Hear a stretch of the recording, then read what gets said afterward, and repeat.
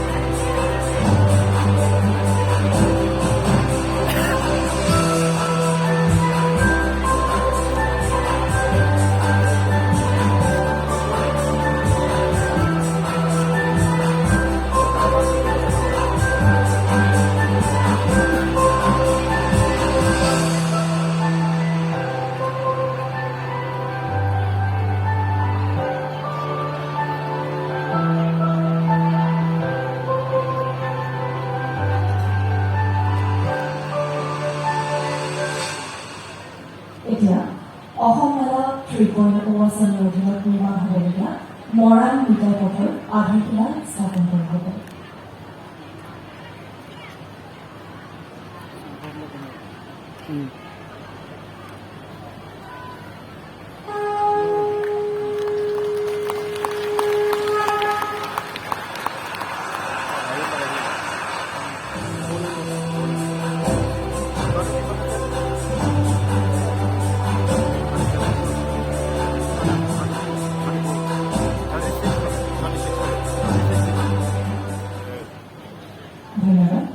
এতিয়া মৈত্ৰী আঁচনিৰ অধীনত নিৰ্মাণ হ'বলগীয়া মৰাণ আৰক্ষী থানাৰ RCC গৃহৰ আধাৰশিলা স্থাপন কৰা হ'ব।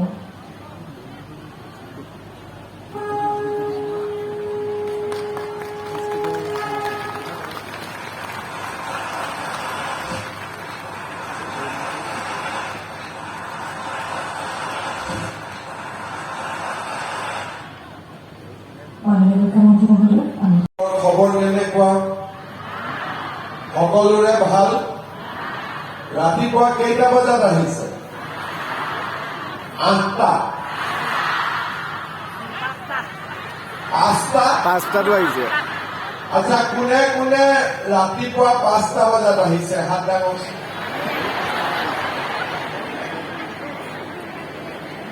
7টা বজাত কোনে কোনে আহিছে? আৰু 8টা বজাত কোনে কোনে আহিছে? 8টা বজাত অহা কোনো নাই। 6টা বজাত কোনে কোনে আহিছে? 5টা কেনেকে আহি পালে? গাড়ী মটৰ ওলাইছে জানো 5টা? ৰাতি শুইছিলে নে নাই যোৱাকালি? নাই খোৱা।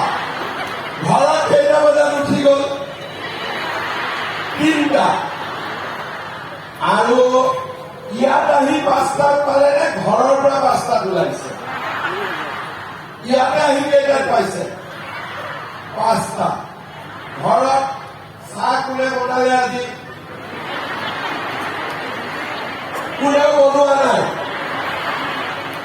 কিবা খোৱা বোৱা কৰিলে নে নাই আপোনালোকে? বিমল কি হব? এতিয়া বিমলে খুৱাব নে নাই? কিবা খুৱাবা? ঠিক আছে, অন্ততঃ খুৱাব। আপোনালোকেতো খাব। এই আঁচনিখনেদি আমি আৰু বহু দূৰ আগুৱাই যাব পাৰিম। মই আপোনালোকক মোৰ ভাষণৰ জৰিয়তে আপোনালোকক মই বুজাবলৈ চেষ্টা কৰিম যে কেনেকৈ এই আঁচনিখনৰ জৰিয়তে আমি আৰু আগুৱাই যাব পাৰিম। আপোনালোকে মোৰ কথাখিনি শুনিবও আৰু বুজি পাবলৈও চেষ্টা কৰিব। আজিৰ সভাত আমাৰ মাজত উপস্থিত ডিব্ৰুগড়ত 4 লাখ আত্মসহায়ক গোট আছে। 4 লাখ আত্মসহায়ক গোটত 10 গৰাকীকৈ সদস্য, 12 গৰাকীকৈ সদস্যা, সৰ্বমুঠ 40ৰ পৰা 42 লাখ মহিলা আজি আমাৰ আত্মসহায়ক গোটৰ সৈতে জড়িত হৈ আছে।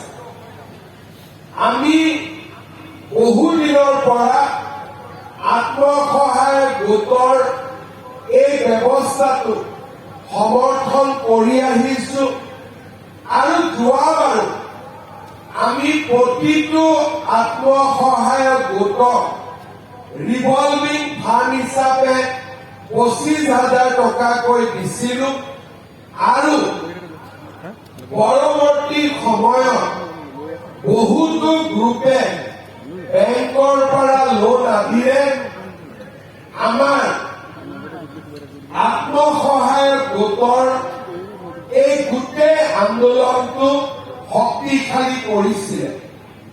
আজিলৈ আমাৰ অসমত বেংকৰ পৰা আমাৰ গ্ৰুপসমূহলৈ 14,000 কোটি টকা ঋণ হিচাপে আগবঢ়োৱা হৈছে আৰু চৰকাৰৰ বিভিন্ন সহায়ৰ জৰিয়তে আমাৰ মহিলাসকলক শক্তিশালী কৰিবলৈ প্ৰচেষ্টা চলাই থকা হৈছে।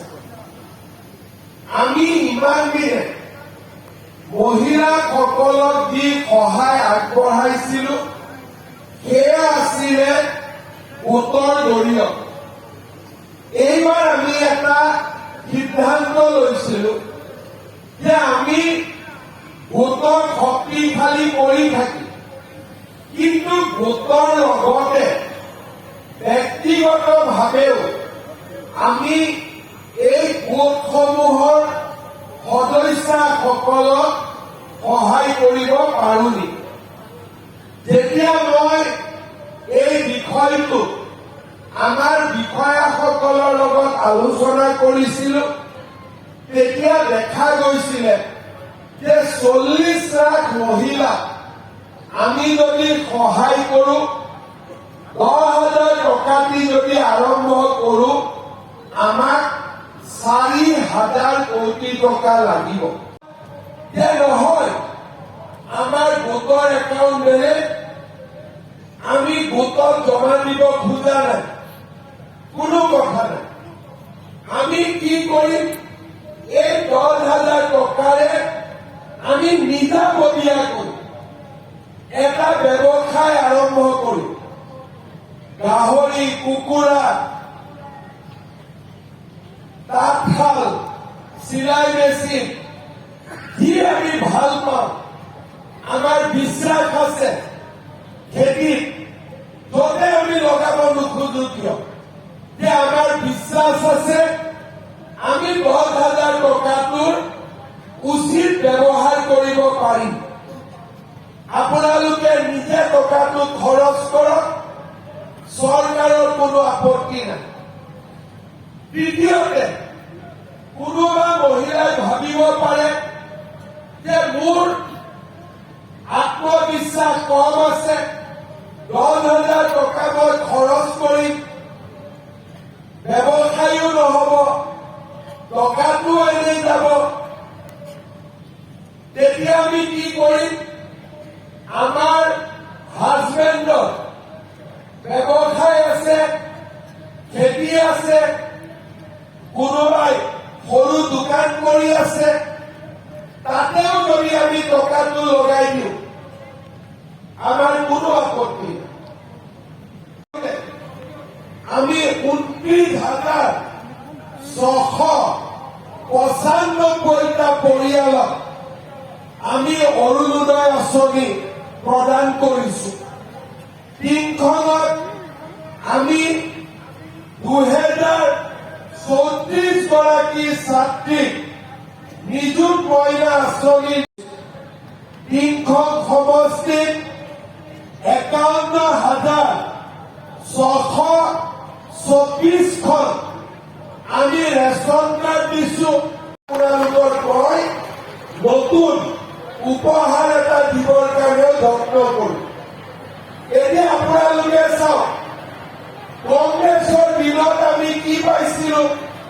লুঙি পাইছিলো, ধুতি পাইছিলো, সূতা পাইছিলো, কম্বল পাইছিলো। আমাৰ দিনত আমি কি দিছো? বাইদেউ কি হল? চৰকাৰ প্ৰতিষ্ঠা হোৱাৰে পৰা আমাৰ একো হোৱা নাই বুলি কৈছে। আৰু মধ্যবিত্ত সমাজখনক সহায় কৰাৰ বাবে নিৰন্তৰ আমি প্ৰচেষ্টা চলাইছো। অৰুণোদয় আঁচনি 18 লাখ মানুহৰ পৰিৱৰ্তে আজি 3খন ব্লক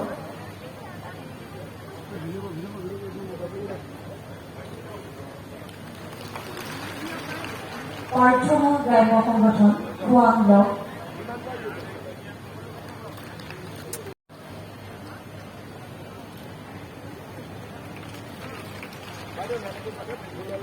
পুহৰ গ্ৰাম্য সংগঠন 3খন ব্লক,